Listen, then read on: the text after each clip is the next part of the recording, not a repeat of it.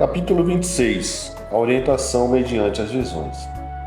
Morava em Cesareia um homem de nome Cornélio, centurião da corte chamada Italiana, piedoso e temente a Deus com toda a sua casa, e que fazia muitas esmolas ao povo, e de contínuo orava a Deus. Esse homem observou claramente, durante uma visão, cerca da hora 9 do dia, um anjo de Deus que se aproximou dele e lhe disse: Cornélio. Essa mensagem se encontra no livro de Atos, capítulo 10, versículo 1 ao 3.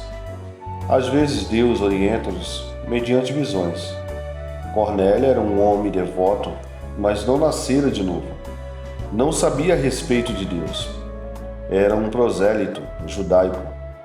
O anjo que lhe apareceu nessa visão não podia pregar o evangelho para ele.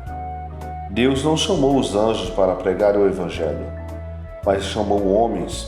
No entanto, o anjo contou-lhe para onde podia enviar o mensageiro, a fim de buscar alguém que pregaria para ele e contar-lhe-ia como ser salvo. Cornélio viu um anjo. Os anjos também têm a capacidade, conforme Deus lhe permite, de assumir uma forma que pode ser vista com o olho natural, conforme se vê uma pessoa. Em Hebreus capítulo 13, versículo 12 está escrito: Não vos esqueçais da hospitalidade, porque por ela alguns, não o sabendo, hospedaram anjos. Em Atos capítulo 10, versículo 13, está escrito: a Escritura chama a experiência de Cornélio de visão. Era, portanto, uma visão espiritual. Ele viu dentro do mundo espiritual. E há anjos no mundo espiritual. Se outra pessoa tivesse estado presente, não teria visto nada. Mas se o anjo tivesse adotado uma forma visível, qualquer pessoa o poderia ter visto. Há 3 tipos de visões: as espirituais, e as do arrebatamento, e as abertas. Uma visão espiritual, a pessoa vê com os olhos do espírito, não com os físicos. Quando Paulo viu o Senhor em Atos 9, era uma visão espiritual, não o viu com os seus olhos físicos. Em Atos capítulo 9, versículo 8, está escrito: E Saulo levantou-se da terra e, abrindo os olhos, não via ninguém. E, guiando-o pela mão, o conduziram a Damasco. Quando o Senhor lhe falou, os olhos de Paulo estavam fechados. Logo, quando viu aquilo, não estava vendo com seus olhos físicos. E quando seus olhos se abriram, ele estava cego. O segundo tipo de visão é quando a pessoa passa pelo arrebatamento. Cornélio não entrou em arrebatamento, mas Pedro sim. Em Atos, capítulo 10, versículo 9 ao 11, está escrito: E no dia seguinte, indo eles seu caminho, e estando já perto da cidade, subiu Pedro ao terraço para orar, quase a hora sexta. E tendo fome, quis comer. E enquanto lhe preparavam, sobreveio-lhe um arrebatamento de sentidos. E viu o céu aberto, e que descia um vaso, como se fosse um grande lençol, atado pelas 4 pontas, vindo para a terra. Quando uma pessoa experimenta o arrebatamento, seus sentidos físicos ficam suspensos. Ela não sabe o que está acontecendo exatamente naquele momento. Não está inconsciente, mas não sabe o que está acontecendo ao redor dela. Tem mais consciência das coisas espirituais do que das físicas. O terceiro tipo de visão é aquela que chamo de aberta. A visão a que me referi, tão frequentemente nesse livro, ocorreu em El Paso, em 1959. E era uma visão aberta. Meus olhos estavam totalmente abertos. Meus sentidos físicos estavam intactos. Não caí em arrebatamento. Jesus entrou andando no meu quarto. Veio com os meus olhos físicos. De todas as visões que já tive, somente 2 foram abertas. 3 delas ocorreram quando experimentei o arrebatamento. As demais foram espirituais. Havia tipos diferentes de visões em Atos dos Apóstolos. Há tipos diferentes agora.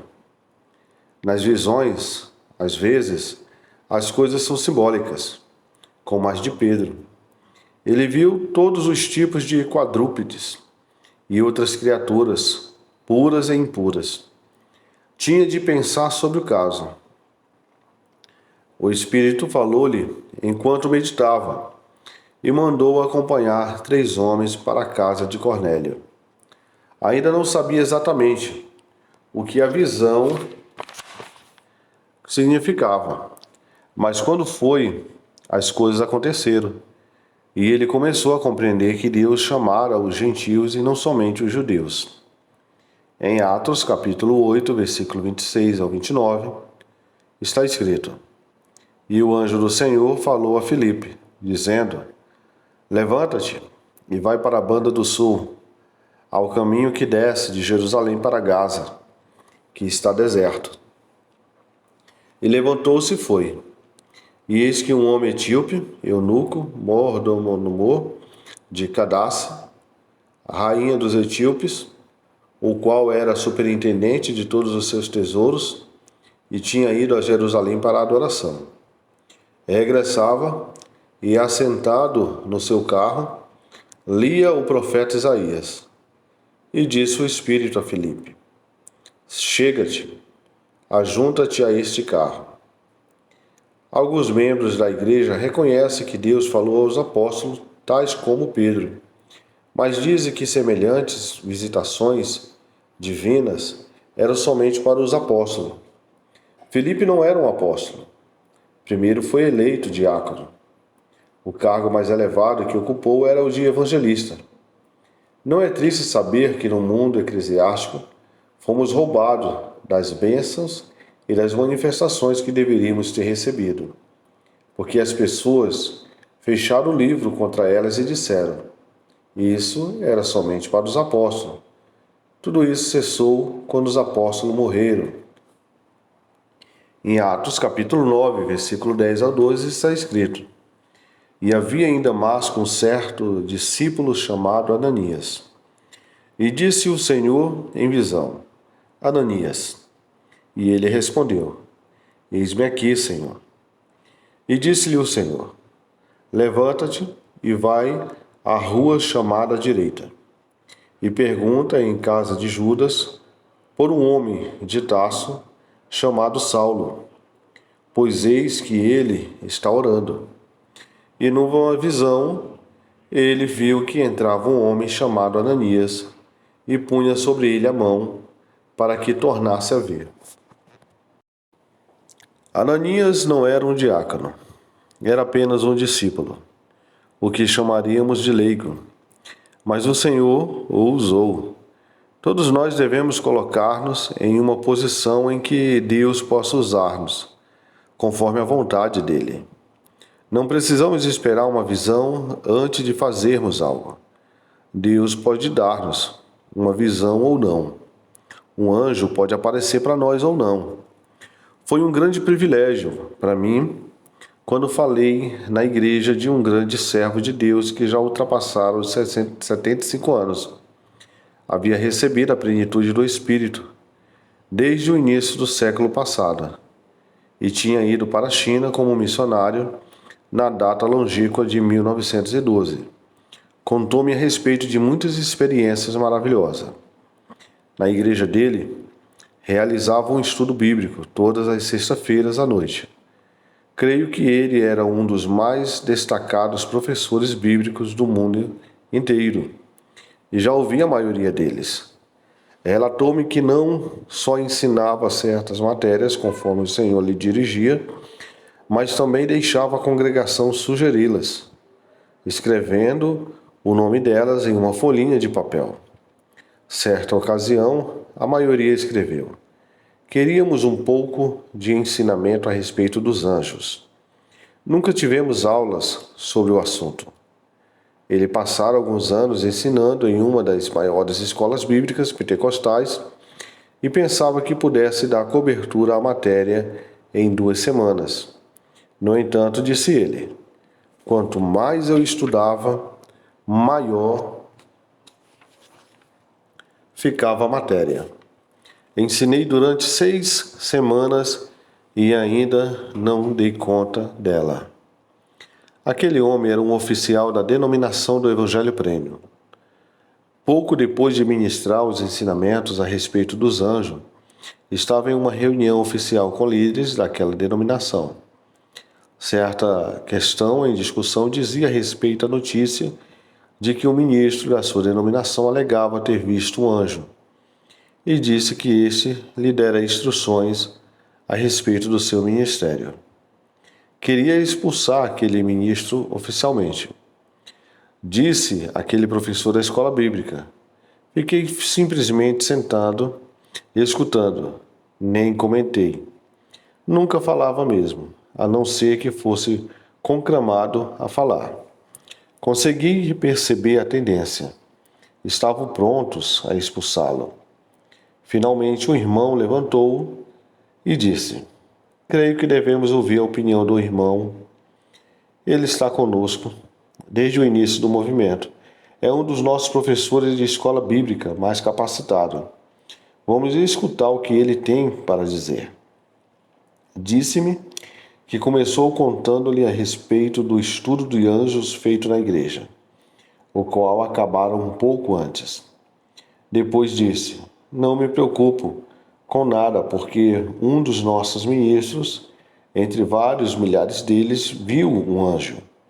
O que me perturba é porque mais dos nossos não estão vendo os anjos.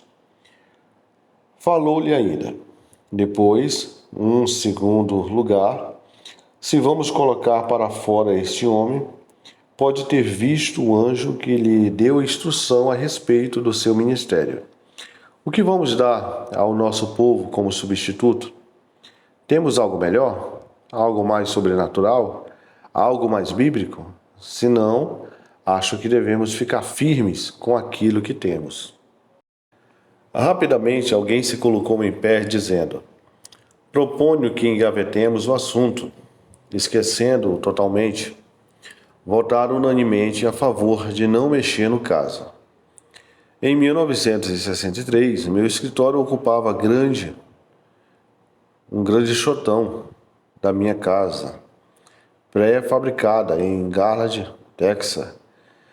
De qualquer forma, não era um grande escritório. Alguns homens em outra cidade entraram em contato comigo e disseram: se você quiser mudar seu escritório para cá, nós os instalaremos para você. Compraremos todos os equipamentos de escritório, contrataremos as secretárias e pagaremos o salário. Você não terá de pagar nada. Vamos publicar algumas matérias que você já escreveu. Outro homem, que era um técnico em eletrônica, disse: irmão Edson, se me permitir, vou fazer fitas de todos os seus sermões. Não lhe custará um tostão. Vou fornecer todo o material grátis. Aquelas ofertas pareciam boas. Pensaríamos que Deus forçosamente estava por trás dela. Naquele tempo, estava orando com um grupo. Estávamos tendo tempos especiais de ministrar ao Senhor. Era um tipo de atmosfera descrita em Atos, capítulo 13, versículo 1 ao 2. Uma atmosfera em que Deus agira. Estava sentado na plataforma ao lado da cadeira, orando, quando de repente Jesus estava em pé, imediatamente na minha frente. Eu estava com os olhos fechados, era uma visão espiritual. Não caí em arrebatamento. Em pé, imediatamente atrás de Jesus, cerca de 70 centímetros à direita dele, e aproximadamente 1 metro atrás dele, havia um anjo alto.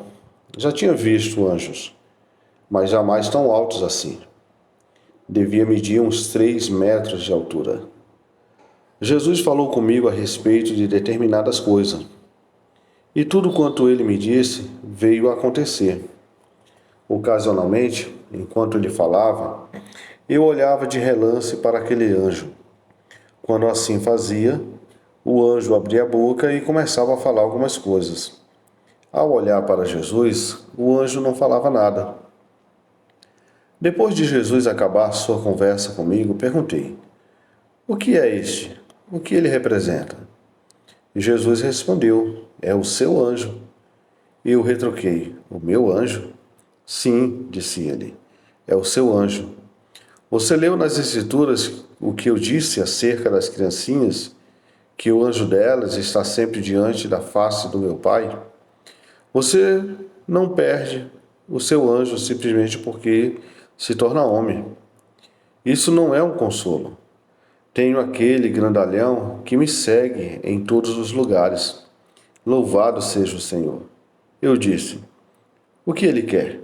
Jesus disse: Tenho um recado para você. Daí fiquei tão consciente da letra da palavra que poderia ter perdido a mensagem do Espírito. Eu disse: Você está conversando comigo? Por que não me dá a mensagem?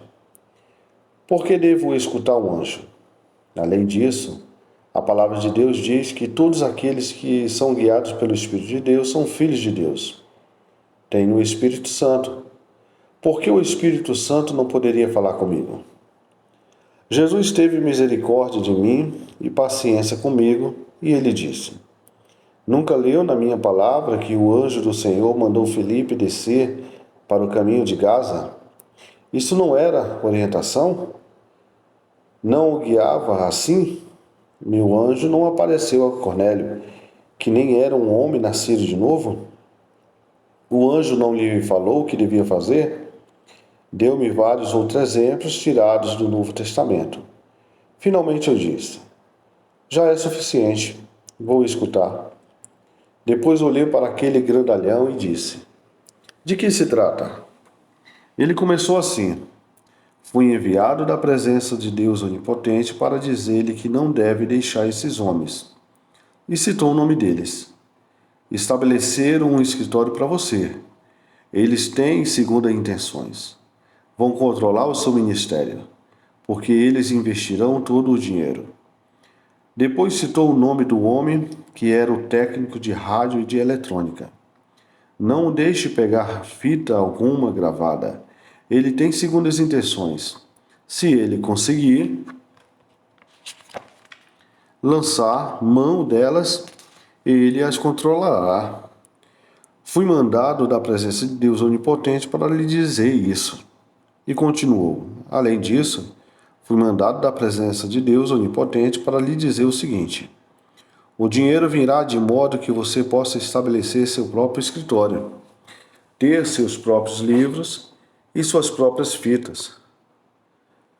Você será o cabeça disso, o único chefe, porque sou eu quem lhe dirá o que fazer, e não algum homem.